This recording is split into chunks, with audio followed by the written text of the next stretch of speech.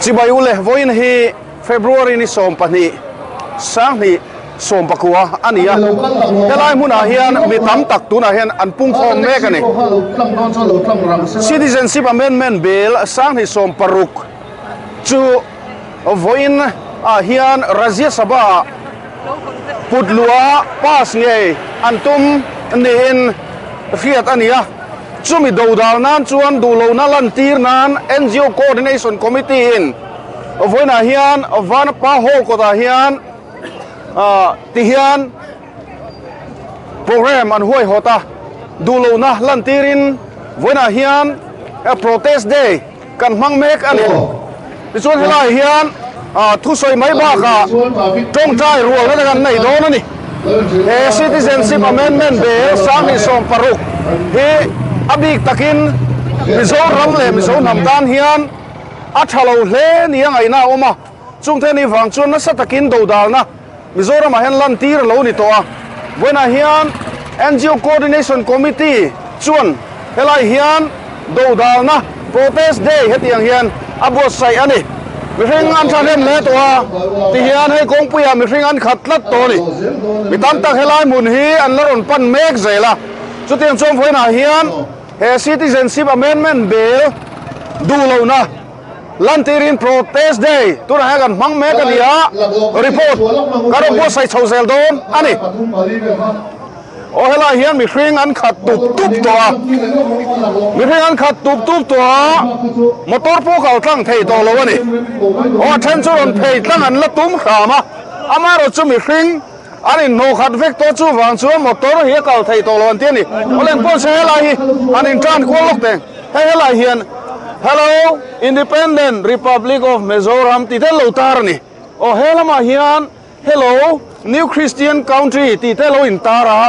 voin hian hello China ti kan mudon emo hello independence ti te welcome independent republic of Mizoram ti te pon lo tar ni he bill CAB 2016 hi Mizoram tan poi khoi thei tura mi pui than an ngai chu wang chuan an du lo na lan tirin kong rang in thlir lo ti towa ti chuan phoina hian central aro rel tu ten i an ma ni ham that na tu ringot ngai tua namte nau zok te chim rala anom theina tur po poi ti lova hetianga Rajya Sabha pas an tungtlan mai he an hetiam thei lova chung te ni wang chung phoina hian war takin NGO Coordination Committee na hetilaya an thil pas tum du lo nan lantira hian mi puin ti hian plakat kengin an du lo nan ril ru ten ron tarlang ani elama hian plakat an lo phar duai maya hei plakat an phar duai mai oni sela again hey foreigners respect the indigenous satiani olen pon seram leilung fa te andu saktura ni foreigner an ni mai ti ten lo tar nia we decline citizenship amendment bill sang ni som paruk scrap CAB sang ni som paruk ti te ol helama hian hey zirlai de po anron kalani anni he khoi sangaron kalnge ni o zirlai ni bongkon eng sikol ngai ni kha mami eng bo ZN higher secondary school ten di anti thale maya voina han zirlai mel kan mudon lo mo kan ti ha OM member mel chau kan mudon mo kan ti line he zirlai ron tel cheu melo mom khop maya plakat ten ron keng ania we decline CAB sang ni som paruk ni te strongly oppose citizenship amendment bill sang ni som paruk foreigners are foreigners respects the indigenous ti te ron tarani an war khop ma ti lai hian hei an du lo na CAB an do dal na chi thang ti lai hian plakat kengin an ron lan tir me ka ni duna hian hun ser mang turin in bot sai na kalme ka hei zai pol an zai don yom takani stiang chuan tilai han thu soina hun te manani dona ti chuan tong trai rual te po kan nei don yom takani ole pulal mon puya punte i anga idan te ngai thavelok ten hei citizenship amendment bill hi Mizo namta North East state ay na lawmawm zual ber kan nia san chu Buddhist community lawmawm tham kan nei chu chakma ten nia state dangte ke ni anga lawmawm lu duk law kan ngai pon mei dei ho te pon nu au zan ni zan thu man trai war to wa chu tianga an do dal awang so ke ni po yan na ta kan do dal ve hi anga ya an ti lu ni phei chuan foreigner sa zong zong hi sarkarin hot chuak no chuang hal vek an pa voina hian an pa sa ni chuan president in asaina dan ek an akin ma hian Mizoram sarkar hian chakma foreigner so de so an hot chuak ngei tur nin ka nga ya hetianga mala tu NGO te an fakom hle ani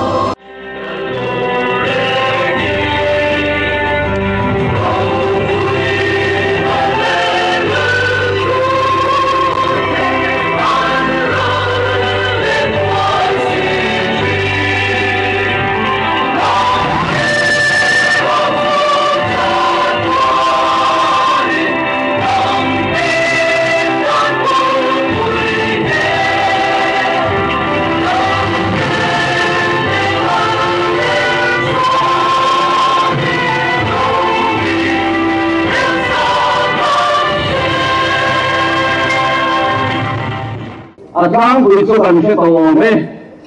amai ro chu lo la chu to pom thei ania mizo mi pui ta ha bil om tak bil sakai ti mai tur citizenship amendment bill sang ni le som paruk chu lok sabha January 3 sang ni le som pakwahan pas ania Chuan Rajya Sabha pas tumin chop chuan le ania voin le hian chuan chop chuan chu soi ho turin an ba ania chumi ho da tu chuan thane ngai takin Mizoram mi pui te ai in NGO Coordination Committee chuan ma lo da to chuan mala da zong te chuan Kongro asulo le ani di asiata achan chu enge kan ti chuan central sarkarin ebi palkan pui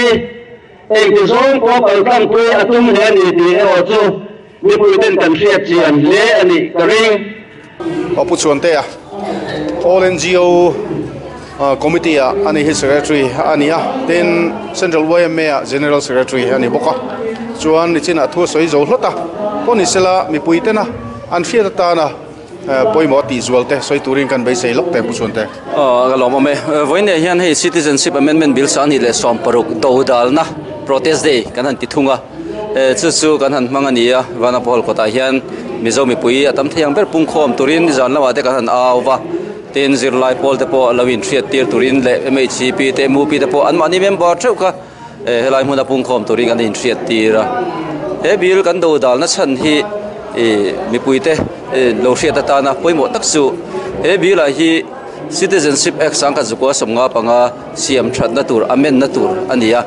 chu da chuan citizenship act sang ka zukwa somnga panga hian dan lova India rama lo lut aru ka lo lut te hi chu rampona anma ni rama thonlet mai tur deport mai tur ti kha adana khana oma chuta chuan chu pakhat na ania panina chuan dan lawa lo lut rawa khan an lo mu chua mai lo te an lo om theia chung chu kumsom pakhat an om tlin to chuan chung mi te chuan citizenship akha an claim pe theita a chu citizenship by naturalization an ti kha ania chu kumsom pakhat lai ani thung ani kha chu chuan kumsom pakhat big bo kha ngai ti ani chu om zia chuan chuan tuna an han amen an han tum dana hi chuan kha citizenship act sang zo samnga pangan huaya dan lawa lulut te thonlet mai tur ti teng te po kha sani som pali khan anti top date to ani deport tur ti te kha anti top date to a ti chuan dan lawa lulut teng te kha kumsom le pakhat helai hmuna an om ni to lovin kumruk an om tlin to chuan dan huaya khan India ko le tuini na kha andil thei to a chu bang chon kong khain hong zaw em to ni cái này mizo để tan hian cái tiếng kan buổi bui viêu thì kha zo na theih chu a chan chu cái này chuan Bangladesh le Mizoram in ri na hi game za thum som le pariat vel ania ti chuan so lai game za thum som pariat vel so ong em maya du ina lu the ni chu da hian chu kong hill track vel atanga chakma foreigner kan ti hi te po hi engemaw za thi so lai chuan anin phum ru ni hian cái này chuan kan hretlata tin kum somnga liam ta vela po khan kan han thlir let chuan sangha zakwa pakhat sensa sa teng te khan chakma teng te chu mi za sum ko pariat chawon ama tun huna chuan in anwai tel anin share to ani chunga chuan han en hian chunga han en chuan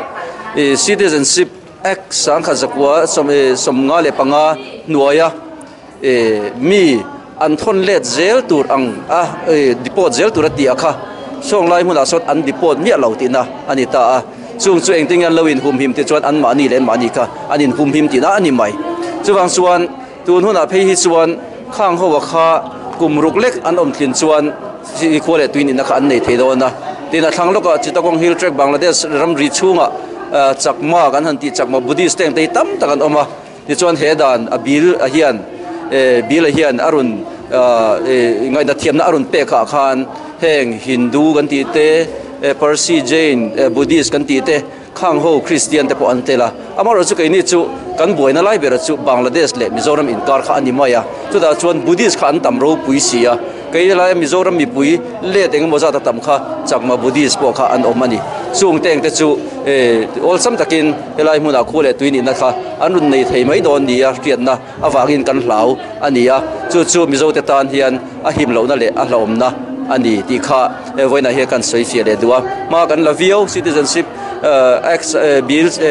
Hemi citizenship amendment bills ani som paruk do dal na ta ma kan la vio ani kan bala na teng te hi atlang puya chuan khami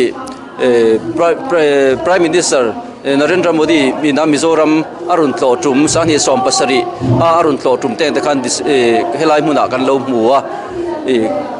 chuan representation te kan lo thelu ta Union Home Minister local po khan memorandum kan lo thelut boka chu sang ni le som pariat kha ania din sang ni le som pasri ve khan joint parliamentary committee kha kan khiat lo takin Lok Sabha hian July ni som pakwa sang ni le som paruka he bill hi soi ho ania maro sun pass mei talova pass mei lo khan joint parliamentary committee hian han zir chiang te se ti kha khulaya an han tia chumi azir siang tur committee khan notice ten run fangkuala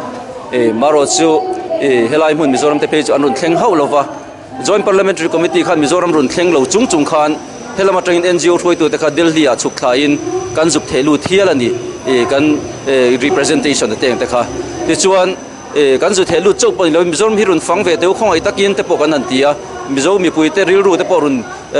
thlir ve teu te po kan tia amaro chu voini thlengin anun kalta chuang lova ti chuan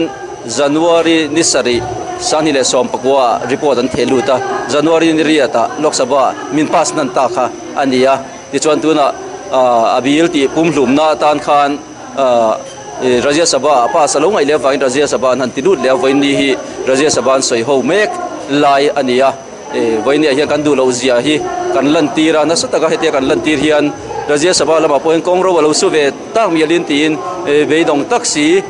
chungin ma kan han la ania zia khan thei tok chuin zia kin prime minister te home minister te JPC te kan thelut chung khan om zia vak anei lo min pas nan mia tho chuwang chuan kongdang izong ang utin ataka che tangai ni hi kan tia chuda chuan MZPU naute kai khoi nei in January somni pali khan aizol khopuya te Mizoram mun sang district capital tina khan kong an zo mup maya chung te po chu sarkar lai puilam panga te po an lo thirin an lo buvenge yang ti po arin ama national media sang te po alang bok ani ti chuan chu be po chu kan du tok lova Republic Day January ni somni de paruk atuk thum tuk loka po kha kanan boycott le ngal ta Mizoram sarkar point man an tum viawa ai buat sai danang pon mang thei talawa kan boycott ta mi puiten kan thlop thra kan boycott na kha chu po chu tuna hianin an bengrong hian alalut talo cheu emoni ti turin voinia protest day kan man hi alo la tru le ta voinia kan hun man hian kong ro eng motal chu asunga in kan bi sei tak meu ani otuna hian mi puin trong trai rual na hunan hang meka mi pui tuna hian pathian awin an trong trai mek ani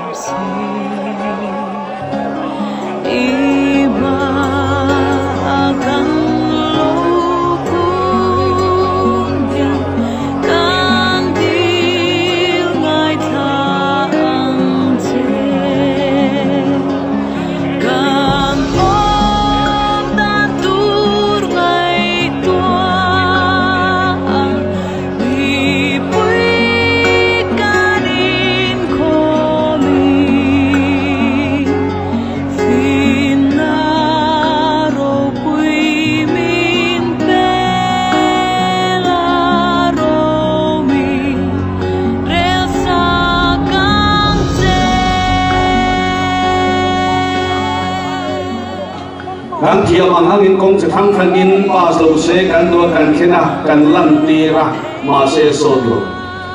zo han voin ya hian lalma trong trai na thil ti thei kan man khoi takin lalpa Hemi hi pas lo se kan do ma Bala kan sakin chu angkhan chu han o kan pathian hi kan bil ber kan ram min khuan nang kan thanga che kan he ram he nam ta na chalu tu ni kan ya khoi takin lalpa tu na hian ngai to me na remin ti samani chuan pas lo se kan du na tui te na kan don khera kan trong trai na long ta khi min lo ngai khan se min lo te ai tua tien gol ti kan ni a kan nam le o kan tlem khop mai ma se min suang sual se la ti kan tu hlem mai na ma fa kan ne nang ma ta kan ni khoi lo mi ek tu rei ko rei than te kan ni ang ye yan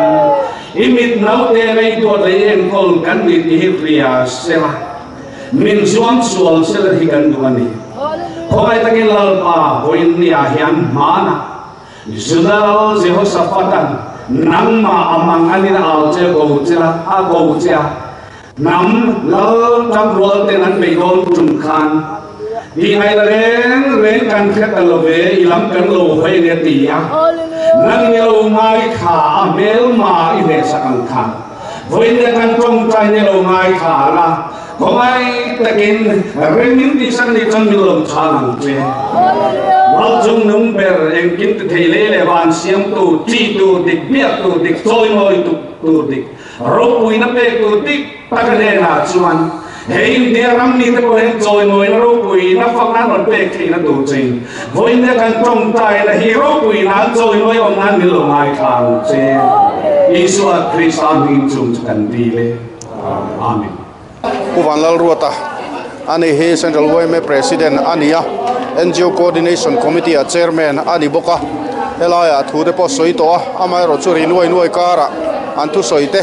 an lak fiate harsa ti hian helaya hianin hundam chang min siam sak te kan tia he thil chung chang angai poimo le soi chu adu te soi turin uviela hunin pevele lok te nia voi nia helaya kan an pung khom le a protest day kan an mangani a citizenship amendment bill kan du lo wangin amai ro chu mi pui ne kan tamlu tu lo dewa amoi to vel chu kan kal khom thowa kan in lung rol na zok la hi poimo kan tia ko kom thinang thop deu thowa kal zel tu ri mi pui de kan som le duwa tuna hian raya sabha an boi pui me kan ni ti de kan thria chung chu pa sa di lo theina na kan lung rol la kan lan tir te tul miao wangin kalai khan kan hi som non le duwa hun local le zel tu ra an pass ta ni pe chuan kan tran ruwa so kha tul do na chung huna chuan mizo mi pui zong kha ril ru hun khata aumin kan be tla ngai do na tin kan tu le fa local zel tu te ta na tu la hian thok kan ni be kan ni ti khathar le la thain kan thria tiang chuan a chan chin chang ka chu kan soi to khan soi thui to lo nga khala hlom da na te tiang chuan mizo mi pui kan lu rol hi apoi bo me mani ti kan soi duwa voina hen kan vatlem ang reng ve bole nia kha information te kan in pechuak tha thokhat na chungin hun hi a chop chil deuh leka nimin lama NGO coordination te kan an thuwa tunan bil pulu tum dan hi khia thiam har em awanga lo ti lok chia ma kha har sara wang ta ponin ka hria voila man an pulun mai thei ti wangin nimin lama te kan an thu khom chop kha nia chu wangin in pu cha da po dongin tha tok lawang ti kan ringa chung te wang po chu ni thea kan nga ya in po ni se ko chu thut thei tu ra kan om ve chu anga him krimin ka hria mizo mi pui ta po atul huna ana hong chu kan in ko khom kan in ko chu ngai lem lo wa tul big le lo wa chuan chu wangin kun local zel tu ra po khalam kha benglo chi deu ta se thom mange tin kan sai duwa tin India sarkar lai pui po kan han cha ve du chu chi kan sai tong khan anni po sa pho in an option lai khan na satakin an be har sal tam takan to ka khar sana kha an du lo le ni po khan chu ti hang chon India ram mar chak abi takin mizoram ang te mirun nuai ve ta mun le ti kan ril ro mani chu wangin anni po zalin na an nei ma an ril ro khalai an sual chho ve lai kan pu ve the ani ti kha thiam tur hianin e sarkar lai pui po lo thia se kan du khop mai ti kha voina pon kan soi lang nge ni sarkar malang nai ani le du to sarkar hi ni republic de boycott dong khan kan soi tong kan sarkar in sarkar ding thar te kan dia aming talin flag po par le engam lai te khamil ti ro kan tang ho do ni an tia du thu mun kan ni an tia ma ro chu sarkar nge lo ri do nge ni he tu mangin thu tho le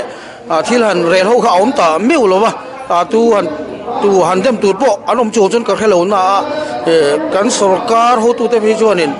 ril ruwa mun modar mon ne le zo lo chu tuling ka hria voina kan pun khom na minister tele mi poi mo tam tak che local ve bok ma se a policy lai zo ka kha na taka do da langai ti kha sarkar lam tong pon an theinang tok an nor zeli chu lo tuling ka hria notice a hianin adona pol nge kan nia I hriat anna lo pol notice mun dang hin ya social media le news wel kan mu china chuan keni hi atin sawe po tak chu kan ni kan in hria amar chu enge ni tharum thole khatiang boina chu zong han kan ti lem lowa kongkhang sanga malak to na yan ma tang fe to khan ni china kan talan tongin JPC Joint Parliamentary Committee ate kan du lo thu ji ka thente Prime Minister Union Home Minister ate kan lo then to ka tiang khan lekha mai ba ka tong kang nge mai ma kan lo sila khel tu ngai to kan lo tang ve Prime Minister te po tiang chon reminder kana ni ske ti non le chung point khang republic de boycott nam chan kong zo ti te ban an ti te kan lo ti to ati the nge kan ti ve view ma ya notice te dang chon an ria ni an ri lo ya ri pon rina dewa keni kha abiri pol tak chu kan ni ngamo chu kan in ti a amaro tun muna hen enge anti kan khelo nagale lamta po ben ten ti tin munang kheng manipur ade po pun khom ti te shillong meghalaya lama te po anti ve mek ning kan phia arunachal lamte po ti ning kan he kan chiang wak lo thunga tiang chuan notice state thang te hi chu an che vereng boka amaro chu keni kha abiri pol le enge ni program duang na support tak chu kan ning kan phia voina hian mizoram hundanga hetianga protest hi nei om vem district headquarters china chuan lo ti ve tu chu kan an be se maro chu keni kan rel nu tlailam to kan an ni vele nak tu atuk jinga mala ngal mai ni an lo ti thei ta lo ni poin kan re thiam tu ra kan nga ya har san pon soi ve tle thia khalam ka chu voin tlailam kan chiang chuan ti ta lo te po chu ni mai the voina hian Rajya Sabha pass ni ta se engtiam malak ching ani ne Rajya Sabha lo pass ta ni chuan khole tui in thlir chung chang hai chon tu nai kan kal na tangai do na khole tui dik tak te kan chin chiana register ale khabu in zelu te poi kan war tharanga in ka ria chumi pialama chon chimral kan ni lo na tura kong khang sang malak kha kan bo si tura kan nga ya chung chu committee te pon la re langa tha kan tiang in chak takin kan kal pui kan tum do na ni tuna hian changma foreigner tam tak a hi kan call tun si hi kan hot chu thai si lawa chuti chung po chuan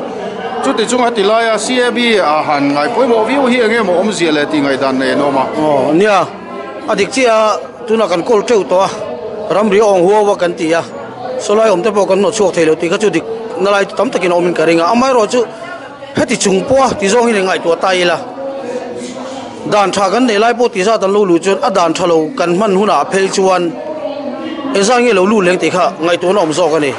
chuwai kan dan zeli anga ya tu nom sa po kan har phain ka khia hedan kan du lo zo ta ka lo pian awang hian chu wangin mizo mi puite min on kai thona ban no thotak pakhat po ni ve lo te po ti la tiang khan ni kan ril ruwa nam in lung ro la te por on tu tha zel nin ka hria chu he danina aron kentel pakhat ale lam zong ale atlang lama tanga han thlir chon tiang zong hana ngai thei ome ole kun local zela mi puiten engtin ge ni he ti le hi thiri lai du enge de engril ni pui lai du mizo mi puite kan film kurangai abi takin hey economic assimilation sum don na ko nga hian team ral kan ni theia kan tlema sum le pai apokan ho salwa mi ho sa million ron lu to chon kan ral mai don ani khang song song han mizo te kan film kurangai ya mana mystery lo lu kha kum tam tak ave ma puin sum dong lian an chu thei tlat ani chung te chu kan lo mu mai to lo na tura mizo mi puite kan fin chonga ya e zon na thang changa kan mizo pui nge du saka kan thiang tok ka kan in fulen ve hi tu na changa ti ma mo ni ti kha kan cha du ni pulal ma chuana zofa ani he MSU advisor ania thu soina te pon ya pon isela mizo mi pui ta hria ta na he CAB 2016 chungchanga angai dan le thlir dan te kan malak na chungchang te po enge ni adu khopem ti te po kha min han soi chu sak turin kan bei sei te ang khongain kan ram kan nam adam lova voina hian CAB chungchanga hian zomi puite kan tran ro langai le a kan veida na in chen lo hle maya du tho ana a du kan veina konga hian du thu asam lo em kan tho chu ho na thil kan ti khom na hen konga hian tun ai hian na sale zualin lai nge ni ha du thu sam lo in ti lai taka chu kan veidan konga hian ya kan veidan hi arwal lo katia poina du ai na kan tlema ni mo kan tlema kon khar khop ni hut tham hi kan ni tora ni ya chuti rual chuan mi kan tlem le ma ya hen konga te tina hrim chimin kan sarkar kan ai o kan thanlal te po hian an vei tok lovin ka hria hei mau kan veiang te tal hian vei ila chu tunai hian mi pui pung khom tur te thleng po hian kan tam karinga tin asot po hi sot karinga ni tin hetia thu soina hun kan leita ka chuan mizo te he lungrualila rinom na le tik na hi vong nungila rinom na le tik na ne heram hi I choi nuangu kalome kung eta hi Central Weme Vice President ania voin protest de ya a chairman na nuaya tiang khan hun manani tuna hian an tin dar don me kania ponisela voin protest de ai hoi tu ani na angte po in atop kharna ni pa fomin he CAB sang ni som paruk ina kan ram le nam ma hong thei dan te kan sa khuwa hong thei dan te ten Hemi konga ma kan lak dan rim te adu thua sa mem tin lo pas lui ta sela angin nge ni mi zo dei kan omang emoni kan din mun chia tur hi ti te athlir dan te kha in ngai thavelok te phuket khomai hey nia kan thian ten tam ta kan soi tonga voinia ka soi du chu voin protest day kan mang he athra ka tia ton hona parliament rajya sabha session na an bei mek laya tong trai na ne na kan lo bei hi lawmawm ka tia du angero chuan mizo me poi kan tam thalo kha poi ka tia chu te lai chuan he bil hi lo pass ni ta se kan ram hi chu atur ber tur kan nen ka hria a hey khochak lama le Bangladesh lama te Buddhist ho in min bol sopna saem ema kan haya ramri te pa om kan ni a tina om sa po aru ko om po tam takan omani heng ho te kwale tu yan lu tani chuan kan ram hian aturanga kan MLA seat po ya pung nge yang reilo te ati chiang sa a chawang chuan apun na kha mizo kan ni don si lawa chomia wang chuan voinia hian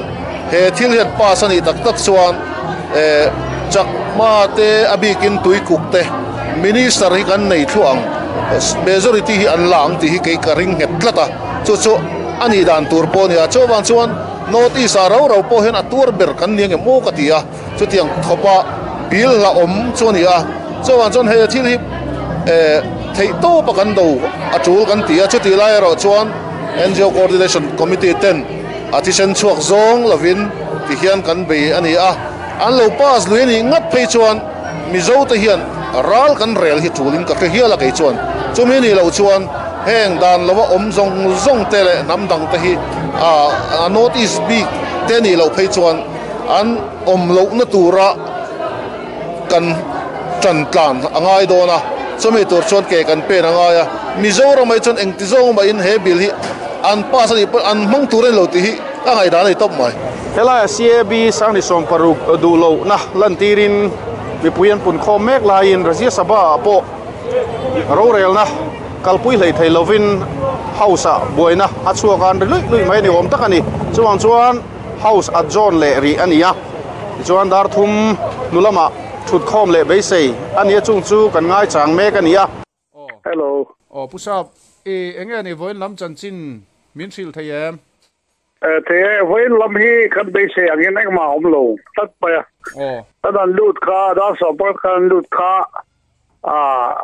bil poi mo te nau de lek te kha to ba poi sei lo ho kha kan ti jong zu ko chu mi zo LOP kan ho tu pa ki mani party tu pa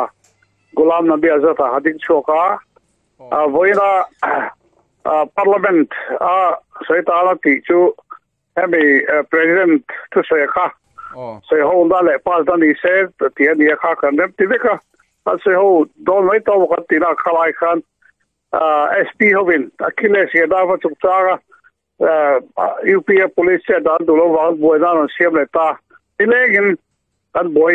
ek wa ka te thei ta lo ani le top bai tu sonia ko to pa kan tak la ko to ada supplementary ni sa khana non tel der to wa chon ama wa chon sa chwa man chu kan chole tai chu ko to pa kan ta hai tu da chon ek polo teng se ek tiklai point in ring kan chang thap au mai tu da yen mizoram me puin wen ni ate khatia thane mai taka thei to adom no hun chewa in idom no chewa lo chwale te kharo puya ma da ka the tu chu se to da bil ti lai po khan abroad pulu tu te kha mizoram me pui to rai ta ro la wa te po ya in than lo wa han ta top ma ya chu wa so thai in than kan nai le to te po hi te pui po che la pa the te clip te thei kan nei ti se ra ni la ti lo chu in nem na da kan dei to ba ko ti chon nak tu kha top di ni to ro top di chu ni ya aba lo chu ta hian voi la kha ti thei tak lo president bil kha to de zogin kan ti do nge tin heavy kan budget po hi sei ho lo point apa thaya hengi e pui la ka kan batte ni ya ti nge chu kan do ki ni party po hian ama lo chu abo ro ki engma hi sei lok thei jong ani lo di nak tu ga hian voiner bil ron tel chu nak tu ga hian ala tel zom zelangem an du chon la ron da zom le thei thawa ma ro chu aum je chu he ho po hiarin e ga ti ge an nge bo ka helawa heti khopian ke mani parliament rola po MP rol ho hemi opposition ho kan tak rol ti khadeng le tin notice kan mi puite le tin kan CM te kan ke mani state big ti lo mi chu khati le po delhi on ta sa raja sigate in burenga he ra po yan engma ti lo turin ron tia adi pura za siga pesion abedon khopin kan sia BJP poilu ro tol chu kan moda nei top pai ole kan lom lu tu ke chanchin min ole kan lom be okay CAB sang ni som paruk hi pass lo di ta se enge ni boru kal zel tur ti khachu soilok lai thei ani lawani oleng poni sela khati chen kha voina kan report don bo sai thei chu report te se